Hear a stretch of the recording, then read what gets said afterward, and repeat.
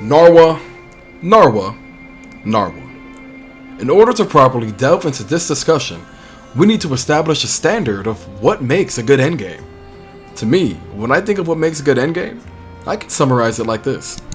Fun and engaging late game options that scratch my itch for an addictive grind, which encourages me to reach my goals while simultaneously respecting my time. Let's change that up a bit. Fun and engaging late game options that scratch your itch for an addictive grind, which encourages you to reach your goals while simultaneously respecting your time. To which point I will repeat my opening statement. Narwa, Narwa, Narwa. So let's break it down piece by piece. Fun and engaging. Is Narwa fun and engaging? To be fair to Narwa, she is. The first couple of times. She is a monster that cleverly utilizes the game's wire bug mechanics and artillery to really make you feel like you're hunting a powerful foe. From a design perspective, Monster Hunter Rise masterfully succeeds at this, and it is definitely fun and engaging. The first time around, maybe even the first 3 times. The issue with Narwa is that she is more of a spectacle and set piece hunt. I would even argue, scripted. It's to the point where a regular hunt against Puke Puke is much more dynamic than a hunt with Narwa, in my personal opinion. The lack of spontaneity and dynamic moment-to-moment gameplay make Narwa feel like much more of a chore than a choice. Speaking of choices, late game options. Now let's be fair to Monster Hunter Rise. You don't have to farm Narwa for charm melding. You can hunt any monster in the game to meld your charms. This means that while grinding for your set, and I do mean both fun sets and optimal sets people, and yes, they can coexist, or helping lower rank hunters out, everything that you do in the game is contributing to your melding grind. But at the end of the day, this is a grind game. So what you want to know is, what is the optimal way to grind? Unfortunately, both to adequately respect your resources and pull the best results for your time, Narwa. Let's talk about Monster Hunter World's endgame for just a second. You didn't just have low rank and high rank. The game then introduced tempered monsters which would give better results for decorations, on top of the hunt for tempered Elder Dragon investigations, which gave you 1 out of 5 options between the base game's Elder Dragons to test your luck for the best decorations in the game, and Warrior Streamstones to push your weapons beyond their limit. Were they incredibly hard to get thanks to RNG? Yeah.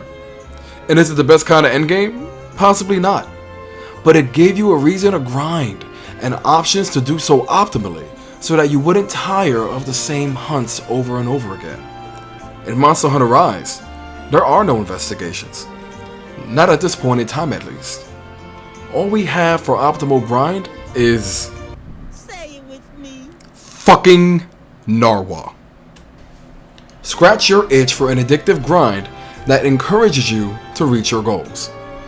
Coming from multiple things to grind for in World as previously mentioned, to only RNG charms is not an addictive grind. To be addictive, it would have to stay fun and engaging as an endgame loop. And as we discussed, it just isn't.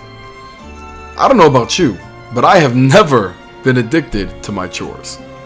And because for the most part we can reach most of our goals via the sets that we make, the boring grind through Narwa hoping for a random charm to perfectly match our needs just isn't enough.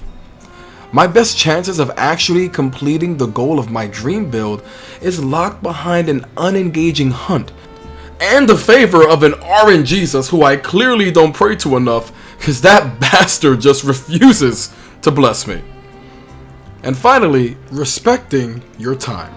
The interesting thing about this topic is that the endgame does indeed respect your time, giving me charms after every hunt through melding that may not be what I want, but can be every incentive to try a different weapon out.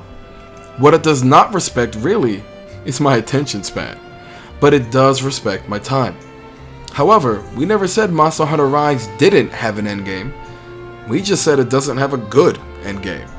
And going by our standard of what makes a good endgame, unless all boxes can be checked, Monster Hunter Rise's endgame is just bad. So then, why am I 170 hours in? Why do I stay up playing just one more game, crafting just one more weapon, finishing just one more build? I feel as strongly as I do regarding the current state of the endgame, so why can't I stop playing? I can explain this phenomenon in two simple words, and I think most of you will actually agree with me. Organic fun. I have never had this much wholesome fun in a Monster Hunter game, and I've been playing since Monster Hunter Freedom Unite on PSP. It comes from the charm that the game oozes in its musical scores, in the aesthetics, in the pictures that I can take and customize my guild card with, in the characters that are more interesting than others that we have come to know before, and in the fact that the villagers actually feel more involved in protecting the village, like we've seen in Rampages, and they just don't depend on me to do everything. I mean, okay, almost everything, right? But not everything. I absolutely love Komura Village. But it's in the gameplay, Pride family. It's in the combat. It's in the weapons where the magic lies. Now, I know. Monster Hunter World innovated on the combat, and much of that combat system is here on full display.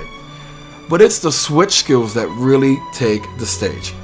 It allows players to innovate their playstyles and diversify their gameplay experience in a way never before seen in any previous entry in the series, and that's including Monster Hunter Generations. There is just a magic to Monster Hunter Rise that organically makes me want to play weapons that I would not normally gravitate to, and it pulls me into an entirely new grind of making the weapon on my own. Here's an example. I hate the lance. I've always wanted to use the lance, but I've just never really liked it.